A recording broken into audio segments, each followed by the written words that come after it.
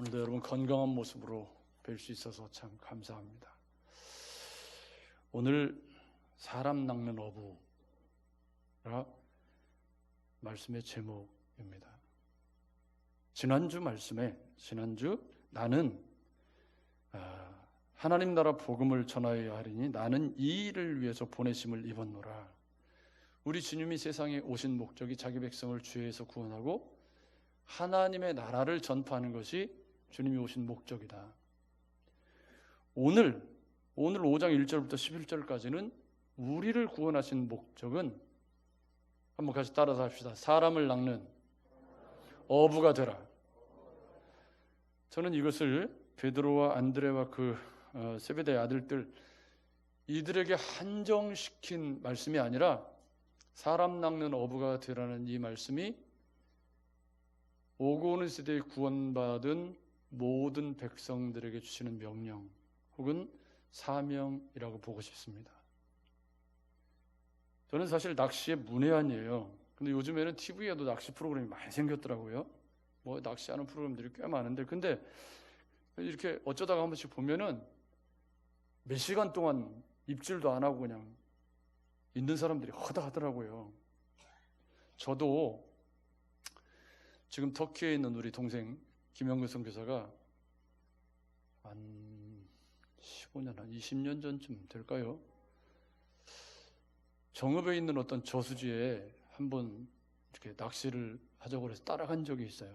그러니까 아무것도 없이 이제 동생이 주는 낚싯대에다가 오복 낚시라고 그래갖고 왜 막 가운데 이렇게 납덩이 있어 거기다 막 이만하게 떡밥 뭉쳐가지고 한 방 하고 던지는 그런 낚시인데, 낚싯대 하나 가지고 이제 처음 따라가서 근데 이게 웬일입니까?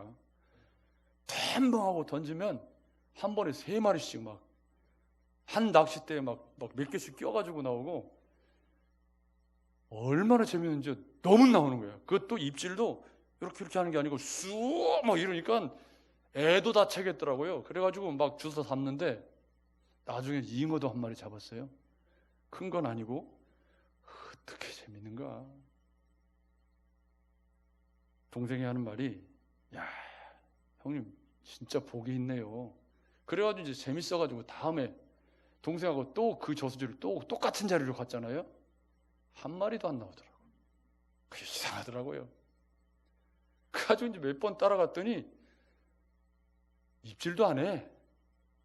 바람만 그냥 불고 찌는 흔들리고 뭐 눈 어리어리해가지고 또 난시가 좀 있거든요 제가. 그러니까 찌가 어리어리니까 정신만 없고 못 오겠더라고요. 그래가지고 이제 그만두고서 제가 광주로 사역지를 옮겨서 가게 됐잖아요. 아시다시피 그 산막동이라는 동네가 할 것이 없어요. 그래서 저는 그때 뭐 했냐면 아침에 이제 새벽기도 마치고 주로 낫 2개 갈아가지고 그 예초기 살 생각을 왜 못했나 몰라요. 그때는 예초기가 보편화되지 않았을 거예요 아마. 근데 아무튼 낫 2개 갈아가지고 맨날 풀 비는 게 일이었어요. 풀 비고 막. 그런데 어느 날 그 동네에 사시는 집사님 한 분이, 지금도 제가 기억이 생생하게 나요. 좋은 낚싯대는 아니고 2칸 반대라고 그래요. 근데 낚싯대를 하나 털렁털렁 들고 오셨어요. 그러면서 저한테 하는 말이, 목사님 이 동네에 사시려면 낚시를 못하면 안 돼요. 그래갖고 이제 저를 데리고, 거기 황룡강이 가깝거든요. 지금 우리 아들 그 다니는 호남대하고 제가 있던 산막동이 그렇게 멀지 않아요. 가까워요. 황룡강이 가까워요. 그래서 이제 그 양반을 따라서 이렇게 낚시를 가다가 나중에는 이제 저 혼자 새벽기도 마치고 황룡강에 가서 이렇게 낚시를 좀 하고 그러면 한 7, 8마리 붕어를 이렇게 잡아가지고 와서 참 맛있게 끓여 먹었네요. 근데 나중에 알았어요. 고기에 따라 입질이 다르고 미끼를 뭐 쓰냐에 따라서 이게 달라지더라고요. 굉장히 어려운 거더라고요, 낚시가 이게. 그러니까 잉어 입질이 다르고 붕어 입질이 다르고 다 달라요. 그래서 이게 낚시가 어려운 거구나 하고 이제 산막동에서 전주로 올라오면서 영원히 빠이빠이 하고 이제 낚싯대 다 누구 드렸더라? 아마 우리 전주 와서 어떤 집사님 드린 것 같아요. 제가 그때 한 6, 7개 있었거든요. 근데 이제 다 드리고서 왜냐하면 시간이 많이 걸려요. 낚시가. 저는 지금도 이해를 못하는 게 뭐냐면 막 뜨거운 여름에 파라솔 하나 쳐놓고 모기는 잔뜩 한데 거기서 쉴 만한 물가라고 이러고 낚싯대 7대 펴놓고 앉아 이러고 있으면 그게 좋대야. 근데 저는 목이 뜯기고 덥고 진짜 못 하겠더라고요. 왜 낚시 얘기를 하냐면 물고기 낚는데도 엄청난 스킬이 필요한데 사람은 어떻게 낚나요? 오늘 말씀을 들으시면서 그 고민을 하시면서 말씀을 들으셔야 됩니다. 사람 낚는 어부라는데 그럼 사람은 어떻게 낚지? 한번 고민해 보시면서 말씀을 들으셨으면 좋겠습니다. 그런데 예수님께서 이제 4장에서 이렇게 사탄에게 승리하시고 갈릴리 사역을 하시는데 거기서 이렇게 귀신을 내쫓고 병자를 고치고 막 저녁에 사람들이 막 몰려오니까 예수께서 서서 10병을 꾸짖으시고 시몬의 장모에 10병을 꾸짖고 해질 무렵 온갖 병자들을 데리고 오매 예수께서 일일이 그 위에 손을 얹고 그랬더니 막 난리가 났어요. 당신은 하나님의 아들입니다 하면서 귀신이 그러고 그래서 사람들이 막 예수에게 열광을 하고 있는 그때 한적한 곳에 기도하러 가셨잖아요.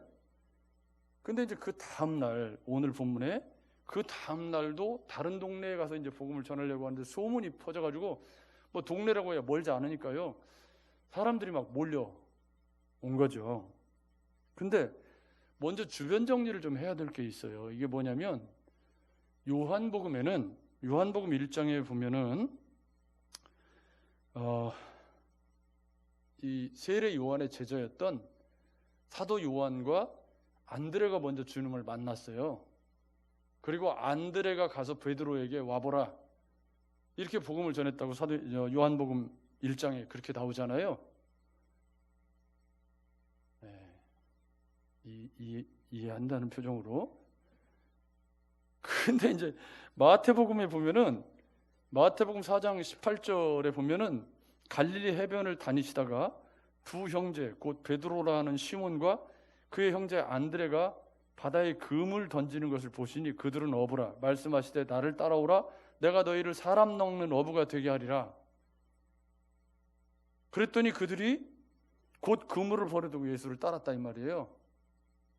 이건 마가복음 1장 16절에서 20절도 똑같아요. 내용이 거의 비슷해요.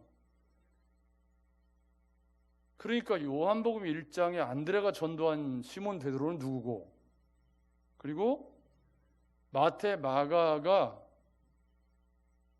오늘 본문에는 나와서 그물을 손질하고 있었잖아요. 그죠? 근데 마태 마가는 그물 던지고 있었대. 조금씩 다르죠.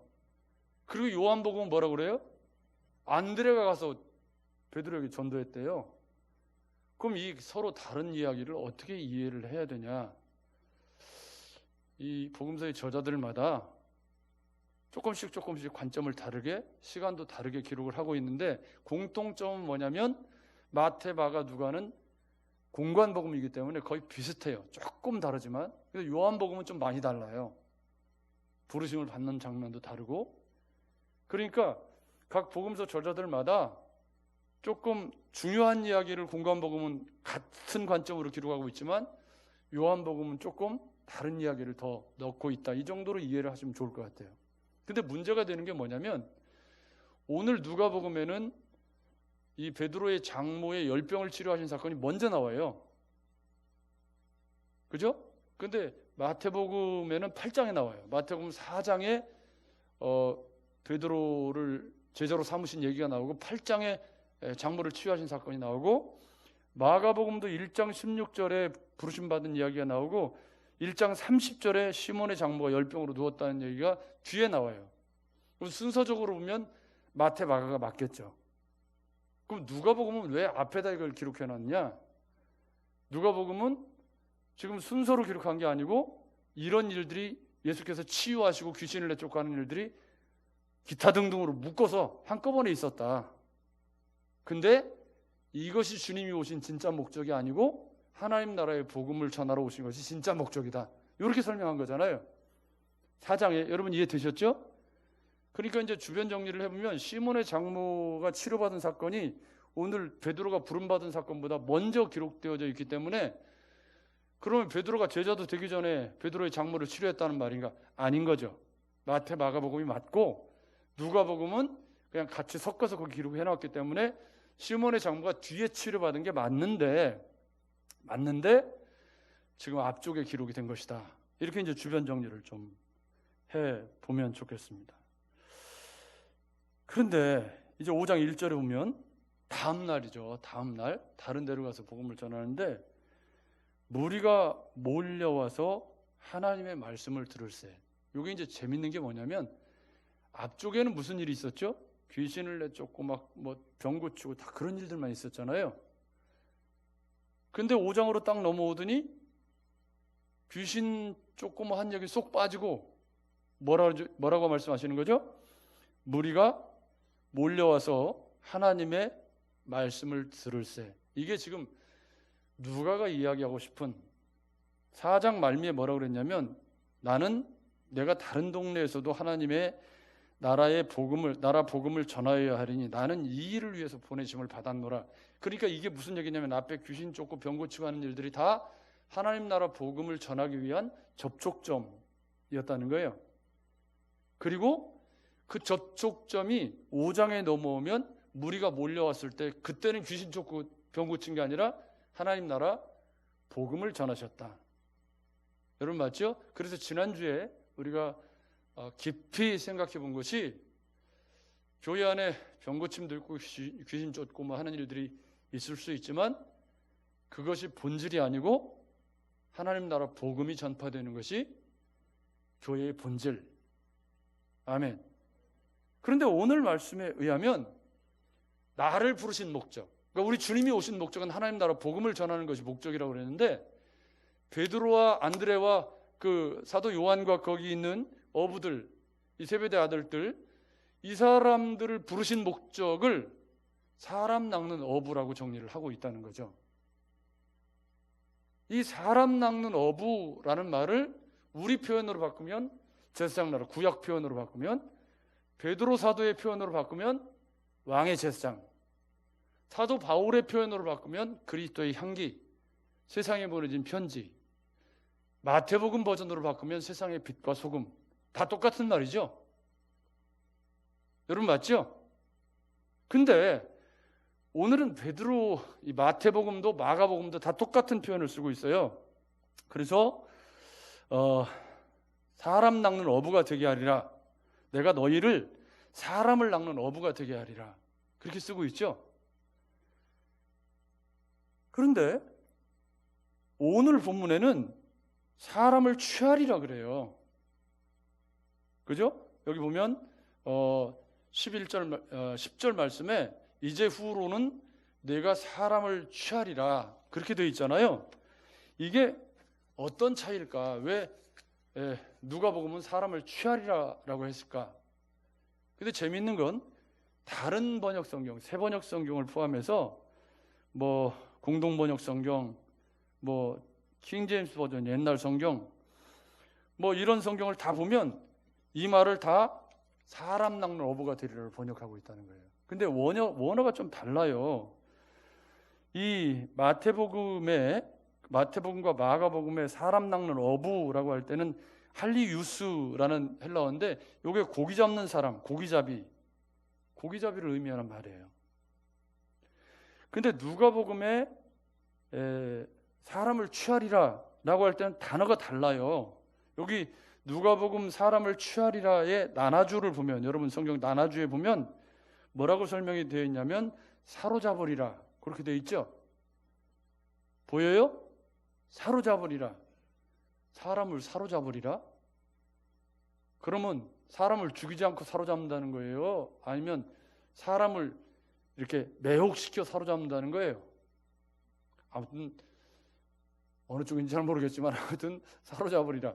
그런데 여기에 사용된 이 조그론이라는 이 헬라어인데 이 말이 위험에서 생명을 건져낸다라는 말에서 파생된 말이에요.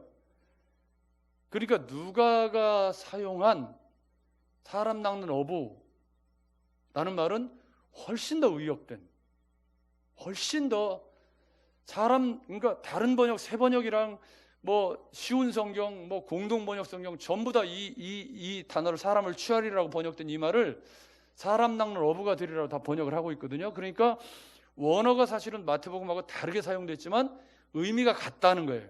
같은데 누가는 어떻게 의역을 한 거냐면 사람을 위험에서 건져낸다. 그러니까 사람 낚는 어부라고 하는 건 죄와 사망의 법으로 죽을 수밖에 없는 사람들을 건져내는 그런 사람으로 부르심을 받았다. 그런 의미예요. 자, 처음에 제가 말씀을 드렸어요. 어떻게라는 질문을 가지고 이 말씀을 들어야 한다. 계속 생각을 하셔야 돼요. 끝날 때까지. 자, 그러면 이제 조금 더 설명을 해보겠습니다. 이 사람들이 막 몰려와서 막 몰고 들어오니까 예수께서 그들에게 이렇게 말씀을 전해야 되는데 사람들이 이렇게 옹이하니까 조금 너무 가깝기도 하고 말씀을 전하기가 좀 어려웠던 거죠. 그래서 오늘 본문의 상황으로 보면 예수께서 게네사렛 호숫가에 서서, 여기서 주변 정리가 좀 필요해요. 왜냐하면 성경에 게네사렛 호수라는 말이 구약 성경에는 긴네렛 못, 민수기 34장 11절하고 여호수아 12장 3절에 긴네렛 못이라는 말이 나오는데 이게 게네사렛 호수하고 똑같은 말이에요. 긴네렛이라는 말은 비파라는 뜻인데 이게 갈릴리 호수가 비파처럼 생겼는가 보더라고요. 그리고 바벨론 포로 시대 이후에 이 긴네렛이라는 말이 와전이 돼가지고 게네사렛 이렇게 불리게 된 거죠. 신약 시대에는 일반적으로 갈릴리 바다라고 불렀어요. 그래서 갈릴리 바다와 긴네렛과 게네사렛은 똑같은 말이에요. 마태복음 4장 18절, 마가복음 1장 16절에 둘 다 갈릴리 바다. 요한복음에는 요 갈릴리 바다를 디베라 바다 이렇게 써요. 그러니까 갈릴리 바다, 디베라 바다 똑같은 말. 이게 참 성경인데 어려운 거죠. 이거 기억해 두시면 성경 읽을 때 좀 안 헷갈리겠죠. 주변 정리니까 여러분 기억 잘 모르겠으면 성경에도 메모해 놓으셔도 좋아요. 갈릴리 바다, 게네사렛, 뭐 디베랴, 뭐 긴네렛, 이게 다 똑같은 말이다. 그런데 다른 복음서 기자들은 구약의 표현 방식을 빌려서 바다, 다라사라고 불렀단 말이에요. 근데 누가복음은 호수, 림넨이라는 말로 부르고 있다. 이게 왜 그러냐면 호수가 맞거든요, 사실은. 왜냐하면 이 갈릴리 호수가 둘레가 53km라고 그래요. 둘레가. 그리고 길이가 21km고 폭이 13km. 뭐 이렇게 잘 이해가 안 되시겠지만 호수가 13km다, 가로폭이. 어마어마하게 먼 거죠. 굉장히 큰 호수인 거예요. 그래서 이제 바다라고 불렀지만 어쨌든 여기 본문에 게네사렛 호숫가에라고 쓴 말은 이렇게 다양한 명칭으로 불렸다는 것 정도는 알고 계시는 게 좋겠죠. 근데 이제 거기서 이제 주님이 사람들이 막 이렇게 옹이에서 오니까 마침 나와서 그물을 손질하고 있는 어떤 사람, 우리는 이제 베드로죠. 베드로에게 그 배에 올라타셔가지고 이제 밤새 애를 쓰다가 이제 손 털고 이제 집에 가려는 거 아니에요. 오늘 본문의 상황으로 보면, 그죠? 그러면 그때 배 좀 태워달라 그러면 기분 좋지는 않겠죠. 근데 어쨌든 베드로가 주님이 배를 태워달라고 하니까 이제 그 주님을 태우고 호숫가에서 조금 이렇게 앞으로 나간 거죠. 사람들이 듣기 좋게, 말하기 좋게, 물가면 또 울림도 좋고요. 그래서 이제 주님이 말씀을 전하셨다는 거예요. 본문에 보면 무리를 가르치시더니, 우리가 주목해야 될 것은 4장과 3장의 분위기가 많이 다르다는 거죠. 누가는 지금 하나님 나라 복음을 전하러 오셨다는 예수 그리스도 사역의 본질이 하나님 나라 복음을 가르치는 것이다. 그래서 4장 처음 시작할 때도 회당에서 가르치는 일로 시작하셨다는 거죠. 그래서 누가는 중간에 있는 치유하시고 귀신을 내쫓는 사역들이 사람들을 불러 모으기 위한 접촉점의 역할을 하고 있다는 걸 명백하게 이야기를 하고 있어요. 그건 주님이 오신 목적, 본질이 아닌 거죠. 주님은 하나님 나라 복음을 전하러 오셨고 그것을 가르치시는 중이에요. 그래서 사람들에게 이제 설교를 하셨는데, 배후에서 설교를 뭐 얼마나 하셨는지 모르겠지만 설교를 다 하고서 오늘 본문에 보니까 말씀을 마치시고 4절에 시몬에게 이르시되 깊은 데로 가서 그물을 내려 고기를 잡으라. 저는 잘 모르지만 낚시하는 사람들도요, 우리 오늘 이철규 장로님이 좀 컨디션이 안 좋아서 못 오셨는데 전문가시거든요. 낚시 전문가. 그래서 오면 여쭤볼 거였는데 오늘 마침 컨디션이 안 좋아서 못 오셨어요. 근데 이게 입질이 있는 시간이 있고 그 시간이 딱 지나면 입질이 딱 끊어져요. 거짓말같이 그냥 아예 딱 끊어지거든요. 그럼 탈탈 털고 일어나든가 아니면 낚싯대 그냥 걸어놓고 가서 딴짓하고 오든가 차에 가서 있다 오든가 그러는 거거든요. 근데 지금 이 베드로가 손 털고 일어나는 시간은 뭐죠? 이제 조업이 틀린 거죠. 더 이상 그물 던져봤자 고기 안 나오는 시간인 거예요. 그럼 뭐 이제 갈릴리 호수에서 뭐 평생을 산 사람이니까 평생이라 했자 30대겠지만 아무튼 30대 안 됐겠죠. 근데 이제 예수님께서 배 위에서 설교를 하시니까 베드로는 그 배 위에서 다 들었겠죠. 배가 왔다 갔다 하고 표류하고 그러면 안 되니까 전문가가 붙어 있어야 되니까 배 위에서 말씀을 다 들었을 거 아니에요. 그죠? 다 들었는데 뚱딴지같이 주님이 설교 마치시고서 어이 베드로 형제 그러셨을란가. 그때 우리 주님의 나이가 30대 초반인 걸 생각하면 뭐라고 하셨을지는 잘 모르겠어요. 근데 말씀을 전하시고 귀신을 내쫓고 하는 소식은 이미 들었겠죠. 같은 동네에서 일어난 일이니까 베드로도. 그리고 거기서 말씀을 전하시는데 어떤 말씀을 들었는지 모르지만 내용이 안 나오니까 베드로도 그 말씀을 들었단 말이에요. 그런데 깊은 데서 그물을 내리라고 하니까 베드로 입장에서 보면 이게 번데기 앞에서 주름 잡는 일인데 이걸 어떻게 해야 될까? 선택의 문제 놓이게 됐겠죠. 근데 본문에는 베드로가 갈등했다는 얘기가 없고 설교를 어떤 설교를 들었는지 모르지만 베드로가 그 말씀을 듣고 마음에 어떤 심경의 변화가 있었는지도 설명을 안 해요. 그렇지만 말씀에 의지해서 제가 그물을 내리겠습니다. 밤새도록 애를 썼는데 뭐 한 마리도 못 건졌는데 지금 고기 나올 시간도 아니고 뭐 소용없는 일일 것은 뻔하지만 주님이 내려라고 하니까 말씀에 의지해서 한번 내려볼게요. 요게 이제 주여 나를 떠나서 나는 죄인입니다. 이제 뒤에 그 말씀이 나오게 된 배경이겠죠. 그러니까 그물을 내릴 때 베드로가 어떤 마음으로 내렸을까요? 참, 아니 이쪽에서는 내가 그래도 전문가인데 이 양반이 목수이면서 뭘 한다고 나한테 와서 선생질을 하고 땡땡땡 그래. 그랬을 수도 있죠. 근데 아무튼 행간 속에 아무 얘기가 없기 때문에 베드로가 어떤 마음으로 그물을 내렸는지는 모르지만 뒤에 주의 나를 떠나소서라고 말하는 걸 보면 아무튼 좋은 마음으로 내린 것 같지는 않다 그 말이에요. 근데 그물을 내렸더니 이게 웬일이냐 이게 막 그물이 찢어지게 고기가 걸린 거죠. 그래서 친구들을 불러다가 두 배가 막 가라앉을 정도로 고기를 잡았다. 그러니까 베드로가 그 상황을 보고 이를 보고 예수의 무릎 아래 엎드려 이르되 주여 나를 떠나소서 나는 죄인이로소이다. 이는 하고 뒤에 설명이 나와요. 이는 왜 죄인이라고 했는지 설명이 자기 및 자기와 함께 있는 모든 사람이 고기 잡힌 것으로 말미암아 놀란 것이 첫째. 그러니까 그물 내릴 때 베드로가 어떤 마음으로 내렸다는 말이죠?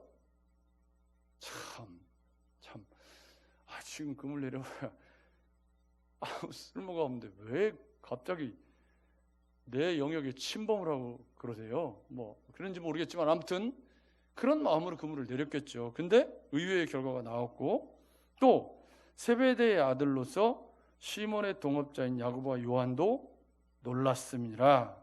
그런 베드로에게 무서워하지 말라 그랬다는 말이에요. 두려워했다는 의미도 있다는 거죠. 그래서 여기 주여 나를 떠나서 나는 죄인이로소이다에 대한 해석이 9절 10절에 나온 거예요. 물고기가 많이 잡힌 것으로 놀랐다는 말은 앞에 그물을 내릴 때의 마음을 대변해 주는 거잖아요. 여러분 맞죠? 그런 그들을 향해서 주님이 이제 후로는 내가 사람을 낚는 어부가 되리라, 사람을 취하리라, 그렇게 말씀하셨다는 거예요. 그러니까 그들이 배를 육지에 대고 모든 것을 버려두고 예수를 따르니라. 이건 마태복음도 마가복음도 다 똑같은 내용입니다. 그래서 이 사건 자체로 보면 너무 단순한 이야기잖아요. 그 이전에 갈릴리와 여러 곳에서 주님이 이미 귀신을 내쫓고 사역을 많이 하셨기 때문에 베드로도 그 이야기를 들었을 거예요. 그죠? 그리고 오늘 주님과 만나서 주님의 설교를 또 들었고 물고기가 올라오는 것을 경험하고 베드로가 네가 사람 낚는 어부가 되리라 라고 했을 때 모든 것을 버려두고 주님을 따랐다, 그런 얘기입니다. 오늘 사실은 우리가 대부분 다 여기까지 이야기를 하고 끝나요. 근데 사실 오늘 제가 하고 싶은 얘기는 그럼 사람 낚는 어부가 도대체 뭐냐? 사람을 취하리라. 사람을 어떻게 취할 수 있느냐? 왜냐하면 이 부르심이 중생케 하시는 은혜로 우리를 구원하신 목적이기도 하고, 어쩌면 코로나 시대에 우리를 태어나게 하셔서 생존을 넘어 영향력으로 나아가자고 하는 이 제상나라, 왕의 제상이라고 하는 우리의 표어와도 너무 근접해 있는 이야기이기 때문입니다. 자, 처음 질문입니다. 사람을 낚으려면, 사람을 얻으려면 어떤 미끼를 쓰고 낚싯줄을, 오후줄을 써야 되나요? 육구줄을 써야 되나요? 뭘 써야 되나요? 어떻게 해야 사람을 얻을 수 있죠? 사람 낚는 어부가 되는 것이 주님이 우리를 부르신 목적이라면, 그러니까 우리 주님이 이 땅에 오신 것이 자기 백성을 죄에서 구원하신 거예요. 그죠? 요한복음에 의하면 이런 말씀이 나옵니다. 요한복음 13장 35절에 너희가 서로 사랑하면 이로써 모든 사람이 너희가 내 제자인 줄 알리라. 그러니까 여러분, 붕어 낚시나 물고기 낚시를 할 때는 물고기를 유혹하는 거잖아요. 미끼로. 그 미끼 속에는 뭐가 들어있죠? 낚싯바늘이 껴있어요. 이렇게. 그래가지고 그 미끼를 먹는 순간 코가 딱 꿰가지고 오는 거 아니에요. 근데 사람을 그렇게 할 수 있나요? 복음을 전하는데 사기를 칠 수는 없잖아요. 여러분 맞죠? 여러분 맞죠? 그러면 우리는 어떤 미끼를 써야 되죠? 일단 우리가 써야 되는 미끼는 분명해요. 그건 예수 그리스도의 십자가의 복음이죠. 여러분 맞죠? 그럼 그 예수 그리스도의 십자가의 복음을 떡밥에다 이렇게 싸가지고 사람들이 먹으면 가시에 팍 걸려가지고 이렇게 걸어서 사람을 채울 수 있느냐 그 말이에요. 그럴 수 없죠. 그럼 사람 낚는 어부, 사람을 취한다, 사람을 위험에서 건져내기 위해서는 우리가 어떤 자세로 사람들을 대하고 어떻게 사람들을 주님께로 인도할 수 있느냐.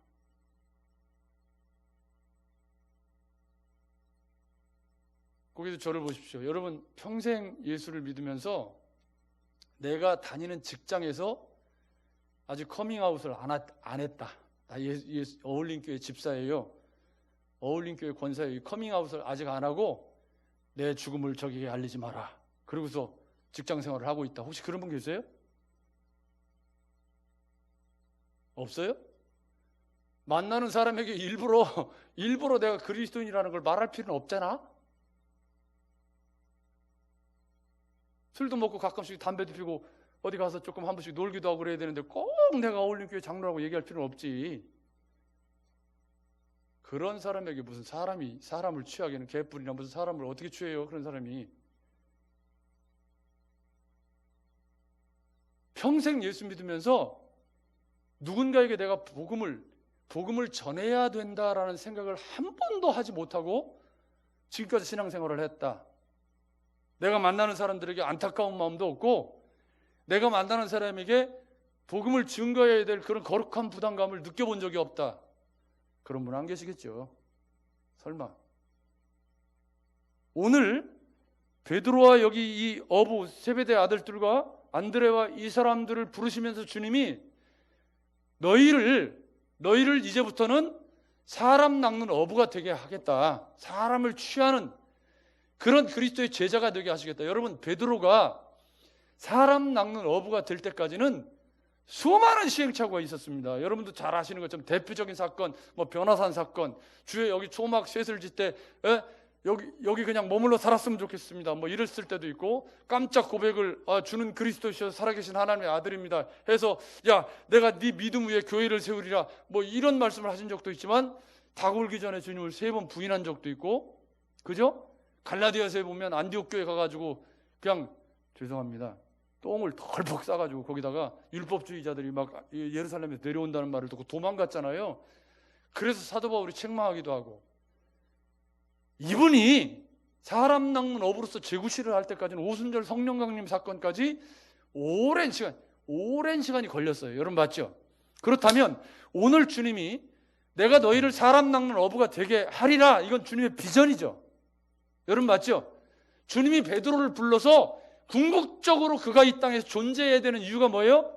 사람을 취하는 그런 하나님 나라를 전파하는, 위에 주님이 내가 하나님 나라 복음을 증거하기 위해서 왔다, 이것처럼 너희도 이 세상에 하나님 나라의 복음을 증거하는, 근데 이 사람이 어부기 때문에 사람 낚는 어부라는 표현을 쓴 거죠.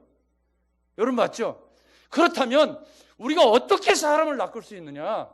이 생명의 복음이 나를 통해서 어떻게 이 그리스도를 알지 못하는 사람들에게 전달되어질 수 있느냐? 물론 말로 설명해야 되죠. 말로 설명하려면 복음을 잘 알아야 되죠. 여러분 맞죠? 말로 설명하려면 복음을 잘 알아야 돼요. 그러니까 잘 모르겠으면 사마리아 여자가 그 동네 가서 뭐라고 그랬죠? 야, 나 메시아 봤어, 와봐. 빌립이 안드레에게 뭐라고 했어요? 빌립이 나다나엘에게 나 메시아 만났어, 와봐. 여러분 그랬잖아요. 안드레가 베드로에게 뭐라고 했죠? 와봐, 메시아 만났잖아. 여러분 와보라. 와보라고 말하려면 첫째, 내가 믿는 예수가 좋아야 돼. 내가 믿는 예수가 좋아야 사람들에게 예수 믿으라고 말할 수 있잖아요. 내가 예수 믿는 게 행복한 사람만 다른 사람에게 예수 믿으라고 하는 거죠. 여러분, 어떤 물건을 사서 너무 좋아. 그럼 어쩌죠? 이거 좋으니까 나만 갖고 있어야지? 이러나요? 아니면 어디서 내가 이거 샀는데 너무 좋아, 한번 써봐. 그 회사에서 돈 줬나요? 아니죠. 좋으니까. 여러분 맞죠? 그러니까 사람 낚는 어부로서의 출발점은 뭐냐면, 내가 믿는 예수가 좋아야지 전하지. 예수 믿는 게 하나도 안 좋은데 교회 가서 맨날 상처만 받고 이 못된 인간 만나가지고 막 고통만 겪고, 그런 사람이 밖에 나가서 예수 믿으세요 할 수가 없잖아요. 내가 믿는 예수가 안 좋은데. 사람을 취하는 출발점은 뭐냐면요, 내가 믿는 예수가 좋아야지. 내가 만난 예수가, 내가 신앙생활하는 것이 좋아야 다른 사람한테 예수 믿으시라고 얘기를 할 수 있잖아요. 여러분 맞죠? 그리고 내가 다니는 교회가 좋아야지 와보라 얘기할 수 있잖아요. 여러분 맞잖아요. 교회에 대한 확신이 없으면 와보라고 얘기할 수 있나요, 없나요? 다른 교회. 우리 교회 오지 말고 다른 교회가. 우리 교회는 맨날 쌈질할 만하고, 우리 교회 예수 믿으려면 우리 교회 오지 말고 다른 교회가. 이거 곤란하잖아요. 여러분 맞죠? 근데 그것보다 더 중요한 게 있죠. 그보다 더 중요한 게 뭐냐면, 그 사람이 보기에 저 사람이 믿는 예수가 매력이 있어야 되는데 입에다 걸레를 물고 살아. 어느 교회 안수집사라는데 하마터면 장로님이라고 그럴 뻔했네.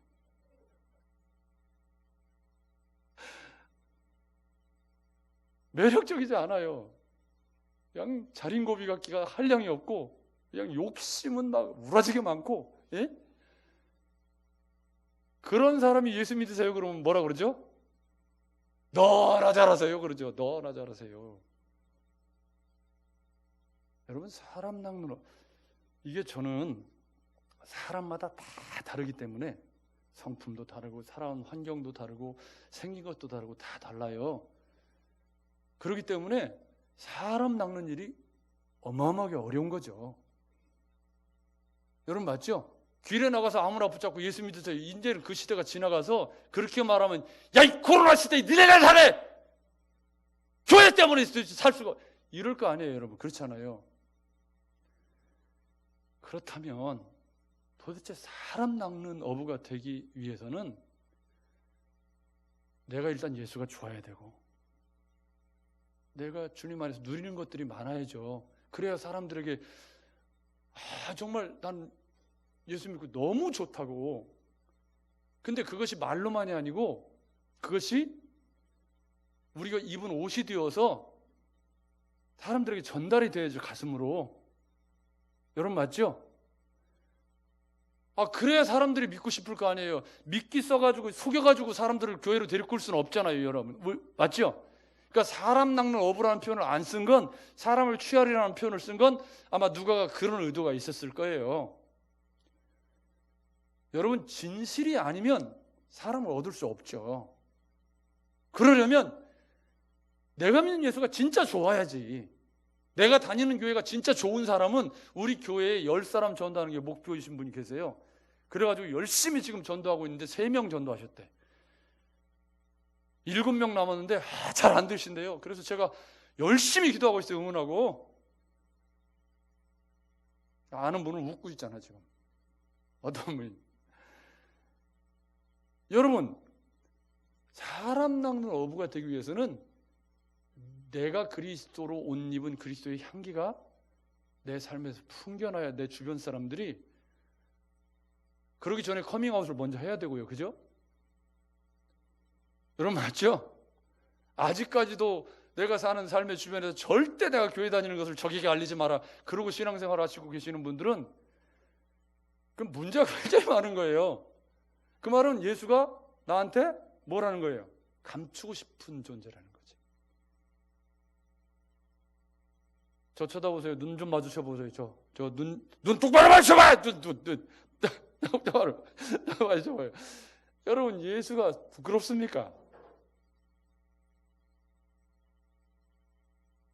누가 놀린 거예요? 예수는 안 부끄러운데 우리 교회가 부끄럽다. 감사하게도 우리 교회는 그런 교회는 아니니까. 여러분 맞죠? 그렇다면 나를 부르신 목적이 사람 낚는 어부라면 이것을 지금 우리 교회 표어로 바꾸면 제사장나라 왕의 제사장인데 이 말이 의미하는 바는 세상과 하나님을 화목하게 하는 직책이라는 뜻이에요. 여러분 맞죠? 똑같은 말이에요. 지금 올해 우리 표어의 목적이 뭐냐면 생존을 넘어 영향력으로인데 이 영향력으로라는 생존을 넘어 영향력으로라는 말은 코로나 시대에 다 사는 것이 어려워요.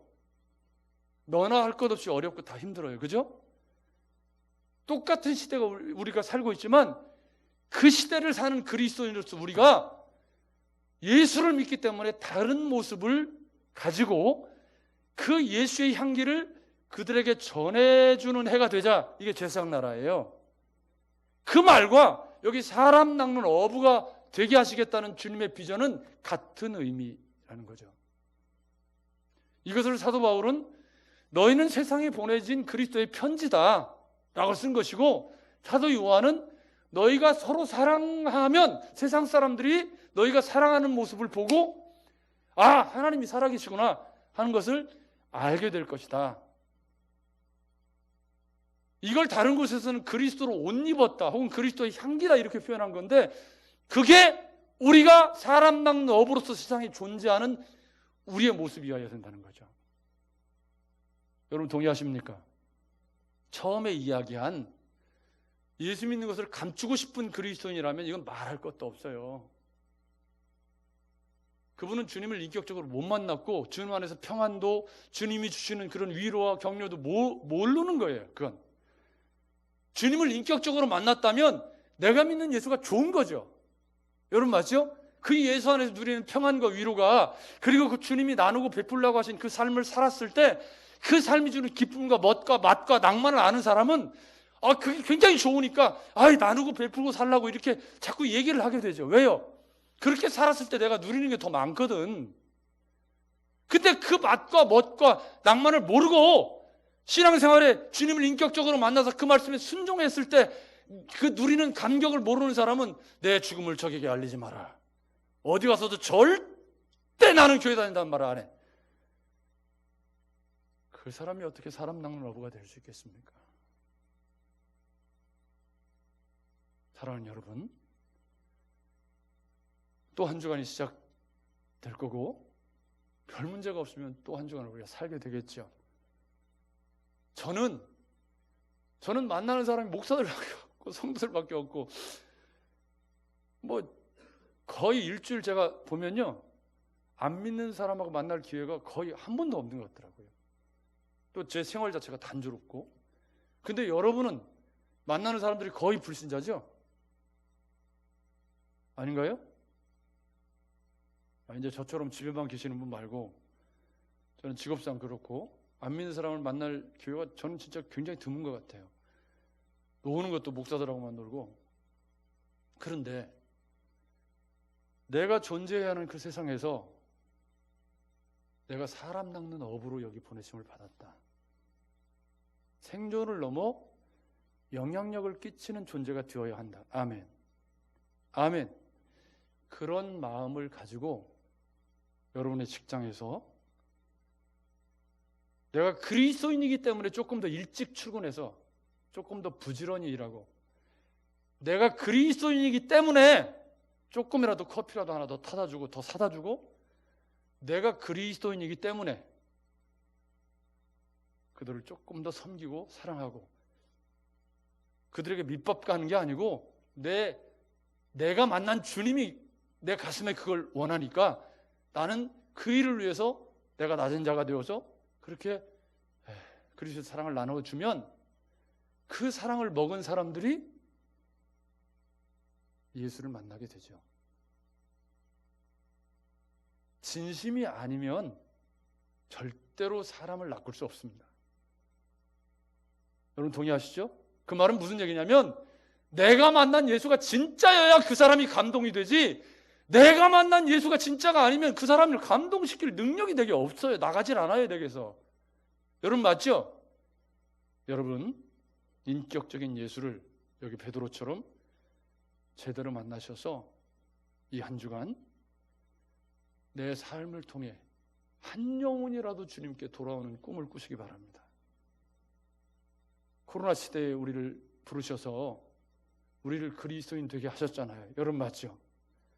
이게 얼마나 좋은 기회냐면, 이때 우리가 다르게 사는 모습, 그걸 일부러 가장해서 보여줄 필요는 없고, 예수가 나와 함께 계시기 때문에 이 시험과 어려움이 왔을 때 의연하게 대처하는 내 모습이 사람들에게 위로가 되고 격려가 되고, 그런 시대를 살면서 의연할 뿐만 아니라 뭐라도 작은 거 하나라도 나누고 베풀고 살아가려는 모습으로 사는 내 모습이 그 힘들고 어려운 시대를 살아가는 사람들에게 위로로 다가오고, 야, 저렇게 인생을 사는 것도 있구나. 그럴 때 사람을 취하는 일들이 일어날 거라고 생각합니다. 사랑하는 여러분, 평생 예수 믿고 한 영혼도 주님께로 인도하지 못하고, 아니 예수 믿으라고 말 한 번 건네지 못하고 주님께로 가게 된다면, 사람 낚는 어부로 우리를 부르신 그 주님의 부르심 앞에 우리가 굉장히 부끄러운 인생을 살고 있는 것일 수 있습니다. 새롭게 다가오는 한 주간에 우리를 만나주신 주님이 여러분들에게 감동으로 다가오고,